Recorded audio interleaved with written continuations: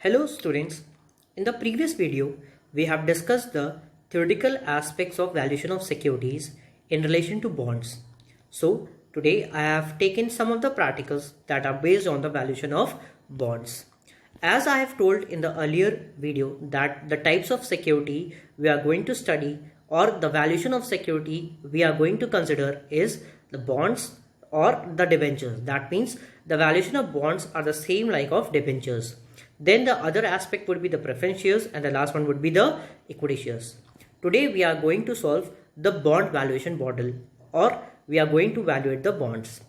The value of a bond may be defined as a sum of present values of the future interest payment plus the present value of redemption repayment. That means किसी भी bond का अगर आपको valuation करना है तो उसका simple सा एस्पेक्ट ये होता है कि आने वाले समय में आपको जो भी इंटरेस्ट मिल रहा है या मिलने वाला है उसको आज के टाइम पे हम क्या करेंगे, कंप्यूट करेंगे और we are going to convert that future interest in the present value. Similarly whatever the redemption amount we are going to get, जो भी प्रिंसिपल अमाउंट मुझे मेच्योरिटी पे मिलेगा उसको भी मैं आज की प्रेजेंट वैल्यू पे क्या करूंगा, उसकी प्रेजेंट में कन्वर्ट करके मैं उसे कंपेयर करूंगा and that is what bond valuation model does. आप लोग ने पहले भी पढ़ रखा है कि टाइम वैल्यू ऑफ मनी में हमने प्रेजेंट वैल्यू को कन्वर्ट करने में देखा था. उसी ब्याह पे ही हम क्या करते हैं, बॉन्ड का वैल्यूएशन करता है. मोर और less the formula is also the same. As we all can see, there is a formula which says that summation C upon 1 plus R to the power T.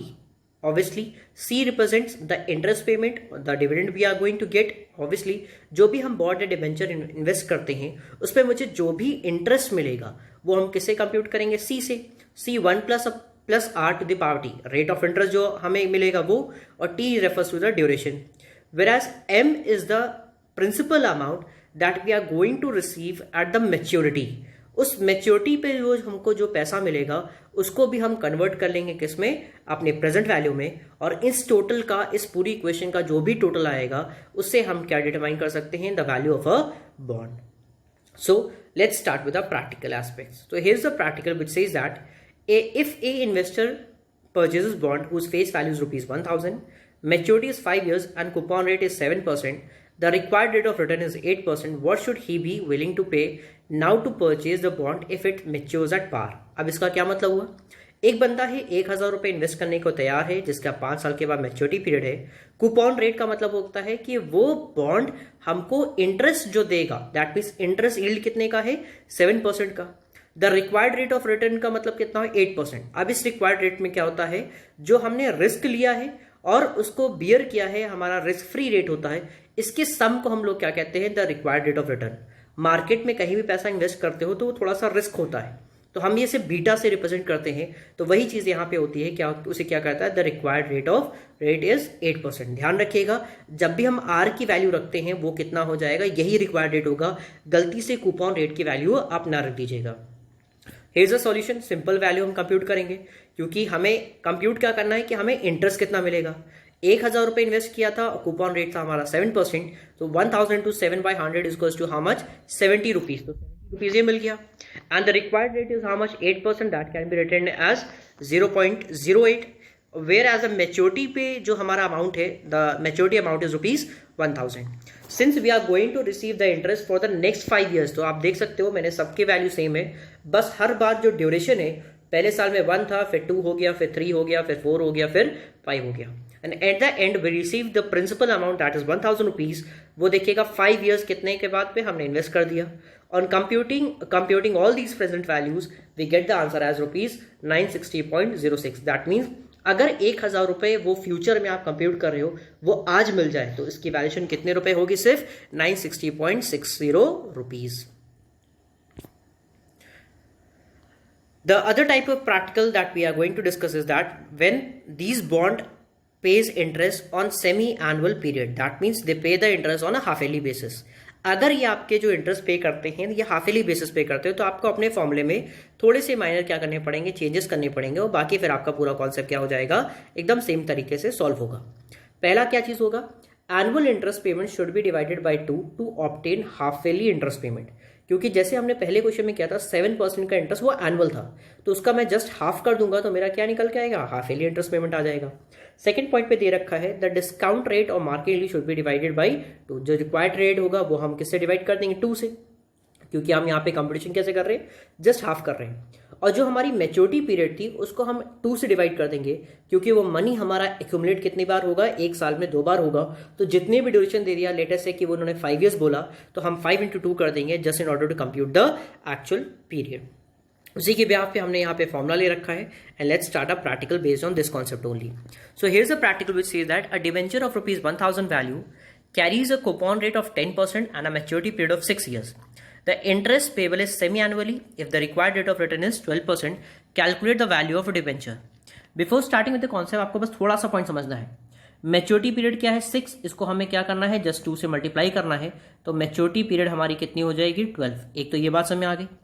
फिर जितना भी हमें कूपन रेट मिल रहा होगा उसको जस्ट हाफ कर देंगे, तो 10% का अगर हम जस्ट हाफ कर देंगे तो उसकी वैल्यू कितनी हो जाएगी, 5% हो गई भाई। जस्ट हाफ करने का यही मतलब हो गया। और रिक्वायर्ड रेट ऑफ रिटर्न था वो कितने का है, 12%, उसको भी हम जस्ट हाफ कर देंगे तो उसकी वैल्यू कितनी हो जाएगी, 6%। बस अब आप डायरेक्टली इन वैल्यूज को आप प्लेस कर देगा, आपके पास पूरा आंसर आ जाएगा। तो हियर इज अ सॉल्यूशन।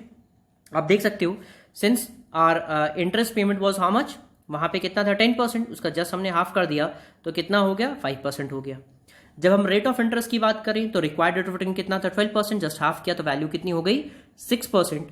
और ड्यूरेशन क्योंकि हमारा 6 था, मल्टीप्लाई बाय 2 कर देंगे तो maturity period multiply by 2 equals to how much, 12 हो जाएगा।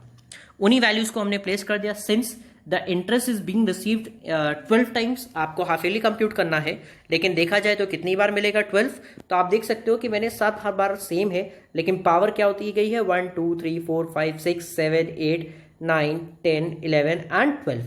तो ये 12 तक था, तो ये आपको इंटरेस्ट रिसीव हुआ।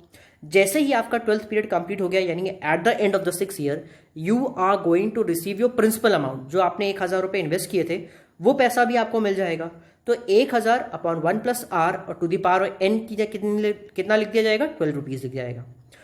After computing all this value we get the answer as ₹916.16। तो ये कॉन्सेप्ट भी बहुत ही ईजी था, सिर्फ हमको 3 बातें करनी थी। पहला क्या था, कूपन रेट को हाफ करना है, दूसरा रिक्वायर्ड रेट को हाफ करना है, और मैच्योरिटी पीरियड को हम जस्ट डबल कर देंगे। तो इस तरीके से मेरा हाफ ईयरली डिबेंचर्स पे या हाफ ईयरली बॉन्ड्स की वैल्यूएशन भी हम लोग कंप्यूट कर सकते हैं।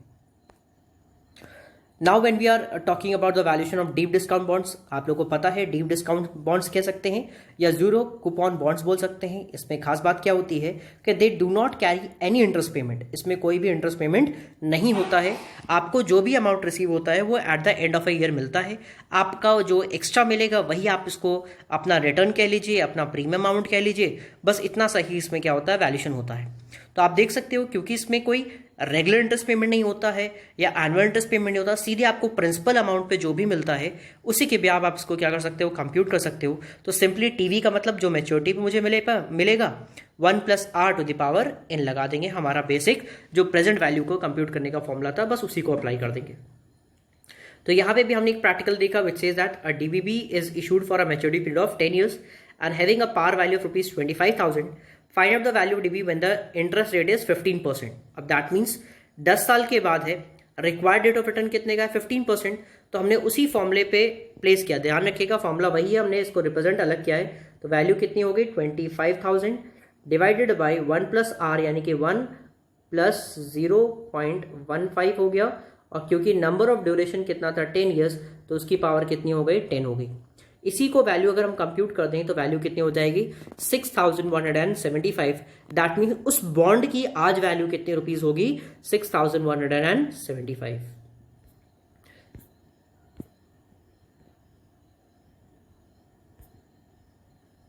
Now there is a relationship between the required rate of return and the coupon rate. आपने जब इतने प्रैक्टिकल्स किए होंगे तो आपको एक चीज समझ में आया होगा कि if the investors required return and the coupon rate are the same, the value of the bond और डिवेंचर विल बी इक्वल। अगर आपने जो इंटरेस्ट रेट था और हमारा कूपन रेट था दोनों सेम था, तो यानी कि बॉन्ड की वैल्यू क्या होगी, सेम होगी। लेकिन if the required rate of return is higher than the interest payable on the bond, the value of the bond shall be lower than its face value. यानी जो रिक्वायर्ड रेट ऑफ रिटर्न है वो ज्यादा है और हमारा जो coupon rate मिल रहा है, जो हमें इंटरेस्ट मिल रहा है वो कम है, तो उस बॉन्ड की वैल्यू क्या होगी, कम होगी। एंड वाइसा वर्सा केस होगा, यानी कि अगर रिक्वायर्ड रेट ऑफ रिटर्न की वैल्यू वो लो है लेकिन हमें कूपन ज्यादा वैल्यू दे रहा है, तो उस बॉन्ड की वैल्यूएशन क्या हो जाएगी, ज्यादा हो जाएगी। That's all for today. Thank you students.